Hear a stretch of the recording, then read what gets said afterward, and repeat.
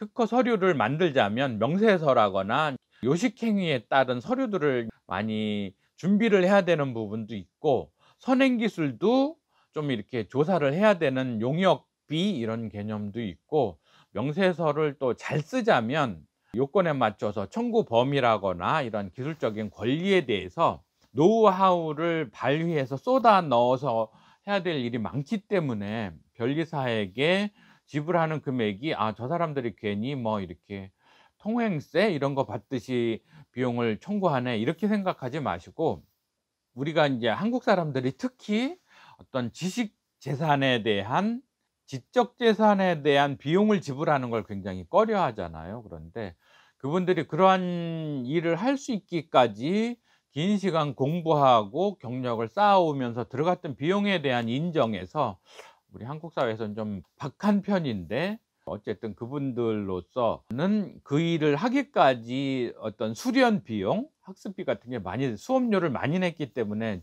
비용을 지불해야 되는 면도 있고요.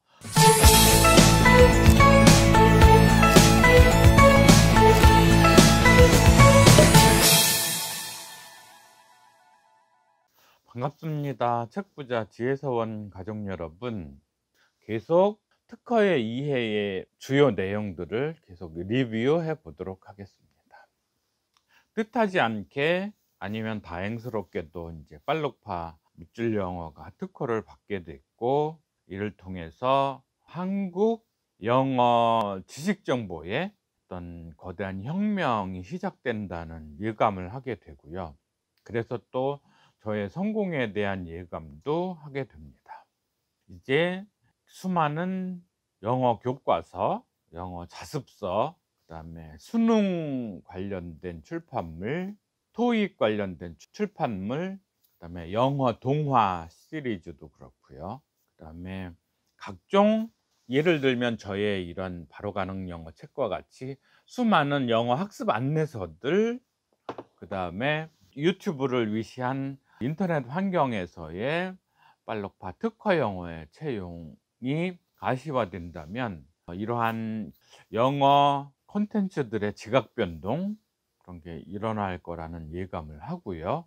뭔가 지식, 지적 재산을 통한 새로운 부의 창출에 제가 특별한 마일스톤, 이정표로서 작용할 수 있지 않을까 하는 그런 생각을 해 봅니다. 그래서 IT, 인터넷 기반의 새로운 기술 혁명이 일어나고 있는 가운데, 저도 어떤 지식 정보를 통해서 거대한 커다란 부를 창출할 수 있다는 그런 사례가 될 수 있다는 생각에 굉장히 많이 부풀어 있습니다. 그래서 그러한 특별한 지식 재산은 또 특별한 보호를 받고 특별한 권리를 누릴 수 있다면, 가뜩이나 창업과 성공 기회가 빈약한 현대 사회에서 대기업, 거대한 자본, 거대한 조직이 없는 개인이 성공과 부를 창출할 수 있는 도구로서의 자신의 내공을 더욱 쌓아서 하는 지식 재산의, 지적 재산의 창출에 도전해 볼 필요가 있다는 생각을 합니다. 특허를 둘러싸고서 좀 개념적인 이해가 필요하다면, 특허의 조건인 산업상 이용 가능성, 다시 말해서 그냥 통상 제가 호칭하기로는 산업성, 사업화 가능성 부분과 신규성, 진보성에 있어서, 저는 신규성과 진보성이 어떻게 다른 건지에 대한 조금 개념상의 모호함에 혼란을 겪었었는데요. 제가 이해하기로는 그렇습니다. 신규성이라는 건 기존에 공개되지 않은 것, 인터넷을 통해서든 출판을 통해서든 아니면 기존의 사업자들이 산업 현장에서 채용하고 있지 않은 기술, 그것이어야만 신규성이 인정된다. 이미 공개된 기술은 특허의 대상이 아니다, 이런 얘기죠. 그런데 예외로 신규성을 의제해 주는 부분이, 자기가 공개한 기술은 공개한 시점으로부터 12개월 내에 특허를 신청하면 자기 발명에 대해선 신규성이 인정되는 걸로 의제해 준다 하는 그런 일반적인 예외의 원리가 있고요.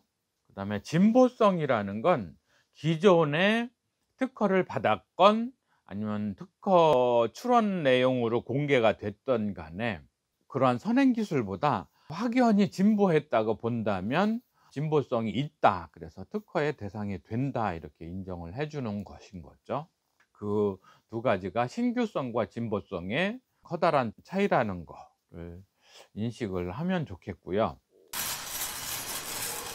또 하나 우리가 유념해야 될 부분은 국제 특허 관한 부분이거든요. 현재는 이제 비용상으로도 그렇고 시간적으로도 그렇고 현실적으로 특허라는 게 속지주의, 그 특정한 지역 내에서만 보장하는 권리이기 때문에 특허권이라는 게 특정 지역 내에만 국가별로 미치는 그러한 권리이기 때문에 좀 폭넓게 특허를 인정받기 위해서는 국제 특허를 출원해야겠죠. 그런데 사실 비용, 시간, 현실적인 역량의 한계로 해서 온갖 나라마다 특허를 국제 특허를 다 출원할 수는 없죠. 그래서 대부분의 경우에는 자신이 생각하는 주요 시장, 소비 시장이든 아니면 생산 국가든 생산 제조 기술 이런 쪽이라면 오히려 제조 국가를 중심으로 출원을 하는 게 바람직하겠죠. 뭐 중국, 베트남, 인도네시아, 뭐 방글라데시 그런 정도요. 생산 기지 쪽에 특허를 출원하는 것도 필요하고요.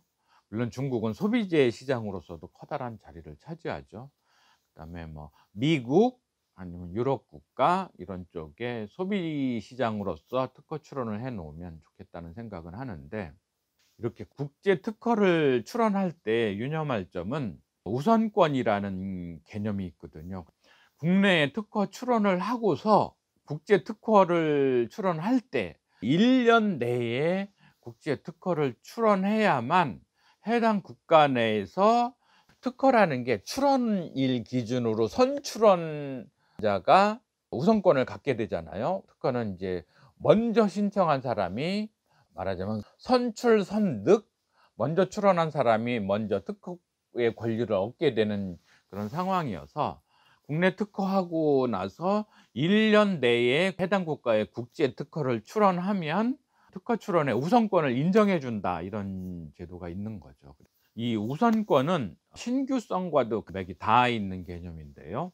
국내 특허를 출원하고 1년 내에 국제 특허를 출원을 하면 특허 출원일에서 우선권도 부여를 함과 동시에 1년 내에 출원을 하면 신규성이 여전히 있다고 봐 준다, 이런 얘기죠. 그런데 1 년이 넘어가면 신규성이 그걸 조각이 된다고 그러나요? 그래서 더 이상 이미 공지된 기술로서 특허를 받을 수 없다, 이런 얘기가 되는 거죠. 그래서 국내에 출원하고 1년 이후에 다른 나라에 더 해야겠다 해도 스스로 이미 아무리 자가 발명이라 해도 1 년이 넘어서면 이미 공지된 기술로 본다, 공개된 기술로 본다, 이런 얘기인 거죠. 그래서 저도 사실은 이제 빨록파 특허 영어가 원어민들이 있는 북미, 호주, 뉴질랜드 이런 쪽에서야 굳이 빨록파 특허를 채용해서 인제 출판을 할 필요가 없겠지만, 특히나 인제 중국은 소비 시장으로서 커다란, 중국과 일본이 커다랐는데 국제 특허를 인제 출원하지 못한 아쉬움이 있고요. 자본상으로도 그렇고 중국은 좀 해적 출판물이 많고 지적재산권, 저작권 이런 거에 대한 보호가 좀 약한 시장이기도 하고, 거기서 특허 소송을 했을 때 좀 '이길 수 있겠는가?' 하는 그런 면도 많아서 그랬고, 일본 시장은 한국보다는 클 텐데도 일본 시장은 못했고, 그래서 우선권이라는 것과 국제 특허의 우선권 개념과 신규성 인정 개념에 있어서 좀 이렇게 같이 간다, 서로 밀접한 관련성이 있다, 이런 거를 연관성이 있다는 점을 봐 주시고요. 그게 인제 제가 익혔던 이 책을 통해서든 아니면 책을 응용해서든 이제 알아낸 특허에 대한 특별한 통찰 아니면 노하우, 열매라고 볼 수 있겠습니다. 또 한 가지 곁들여서 알아두실 만한 부분은 특허권과 저작권의 약간의 개념이나 권리상의 차이를 보자면요. 특허권은 특허 출원일로부터 20년 동안 보장이 되고, 그걸로 끝인 데에 반해서 저작권은 생전과 사후 70년까지 보장이 되는 걸로 돼 있죠. 그리고 특허권은 특허를 출원을 해서 심사를 받아서 인정이 돼야만 권리가, 특허권이라는 권리가 부여가 되는데요. 저작권은 단순히 창작만 해 놓으면 권리가 형성이 되는, 요즘 유행하는 형성권이라는 개념인 거죠. 특정한 법률적인 행위가 법률 요건으로서 적법성이 있게 되면 당연히 그 권리가 형성되는 거, 특별한 절차 없이도 권리가 형성이 될 때 형성권이라고 얘기하는데, 민법에서 나오는 개념이었죠. 그래서 저작권은 자신이 창작을 했다는 것만으로 저작권이 형성이 되는 거죠. 그래서 그렇게 특허권과 저작권은 보호받을 수 있는 기간과 권리의 형성의 기반이 다르다는 것도 좀 생각해 놓을 부분이 있죠. 이 부분도 생각을 해볼 만한 부분인데요. 특허라는 것이, 특허의 요건이 자연 법칙을 이용한 기술적 사상, 다시 말해서 아이디어가 좀 고도의 수준일 것, 그런 얘기인 거죠.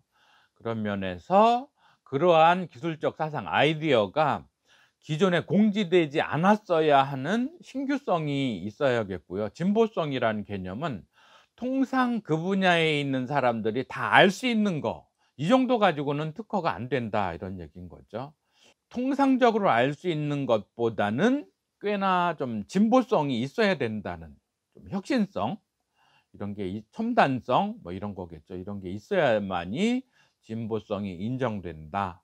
남들 아는 것을 주장하기보다는 조금 뛰어난 부분이 있어야 한다, 이런 얘기인 거죠.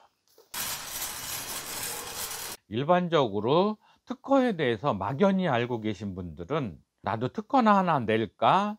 이런 생각하시는데, 그랬을 경우에 일단 비용상으로 특허 신청 시에 특허청에 내야 되는 관납 수수료도 있고, 그다음에 변리사에게 내야 될, 특허 서류를 만들자면 명세서라거나 요식행위에 따른 서류들을 많이 준비를 해야 되는 부분도 있고, 선행기술도 좀 이렇게 조사를 해야 되는 용역비, 이런 개념도 있고, 명세서를 또 잘 쓰자면 요건에 맞춰서 청구 범위라거나 이런 기술적인 권리에 대해서 노하우를 발휘해서 쏟아 넣어서 해야 될 일이 많기 때문에, 변리사에게 지불하는 금액이 '아, 저 사람들이 괜히 뭐 이렇게 통행세 이런 거 받듯이 비용을 청구하네.' 이렇게 생각하지 마시고, 우리가 인제 한국 사람들이 특히 어떤 지식 재산에 대한, 지적 재산에 대한 비용을 지불하는 걸 굉장히 꺼려하잖아요. 그런데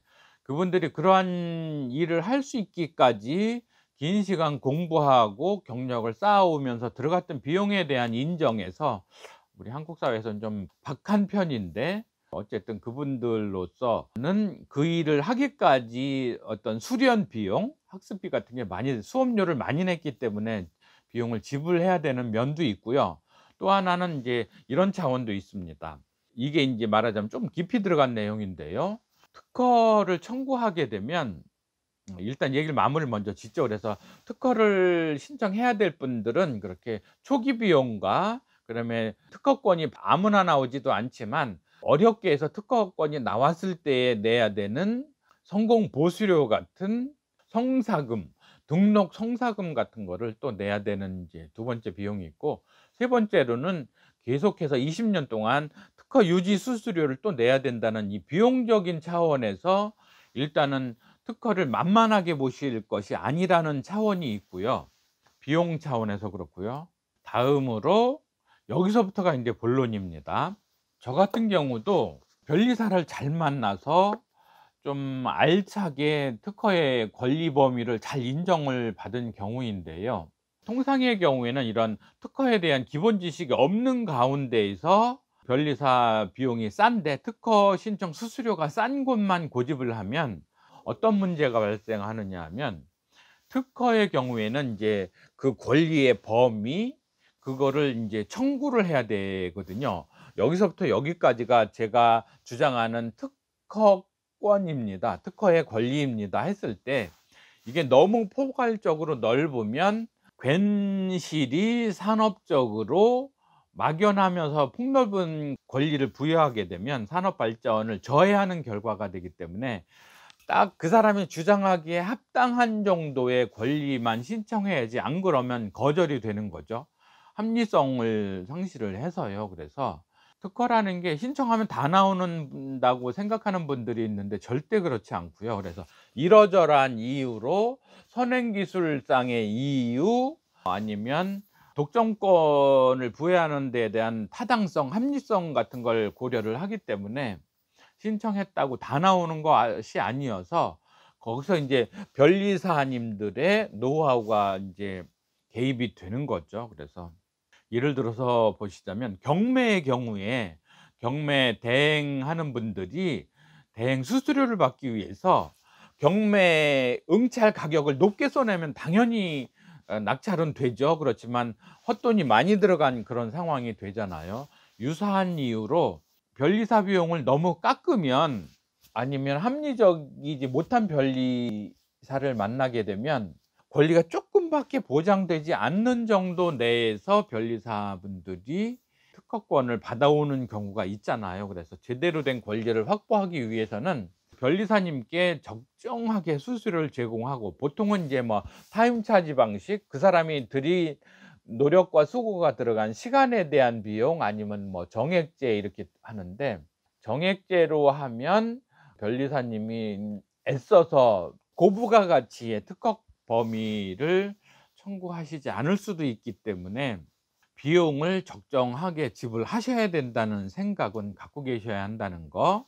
그다음에 특허의 범위, 통상 이제 청구항을 통해서 명세서에 기재되는 청구의 범위에 대해서 기술적으로 이해를 하고 계셔야 돼요. 그래서 특허 출원을 하게 되는 발명자분이 변리사님께 특허 의뢰를 할 때 내가 생각하고 있는 만큼의 범위가 적정하게 신청이 된 건지, 단지 고정된 특허 신청 수수료만을 받기 위해서, 아니면 등록 송사금을 받기 위해서 좀 임의로 축소해서 나중에 특허권을 받았다 해도 별로 쓸모가 없는 권리가 되지 않도록 하기 위해서 특허 출원자들이 알고 있어야 될 내용이 많다는 얘기죠. 그래서 스스로 특허를 둘러싼 기본적인 지식을 가지고서 본인 스스로도 선행기술이 어느 정도 나와 있기 때문에 나의 권리는 어느 정도 축소를 해야만이 특허권이 나오겠다라거나,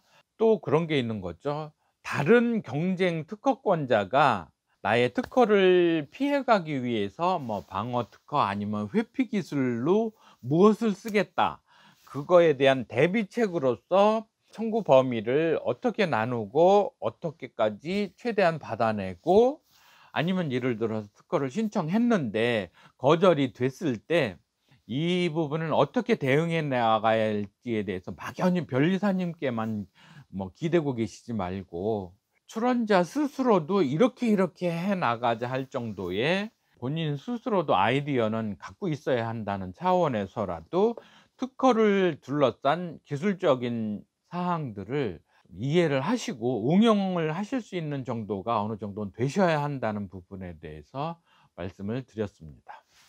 이 정도까지 해서 특허의 이해라는 책을 둘러싼 북 리뷰, 콘텐츠 리뷰의 2부는 마무리하는 걸로 하겠습니다.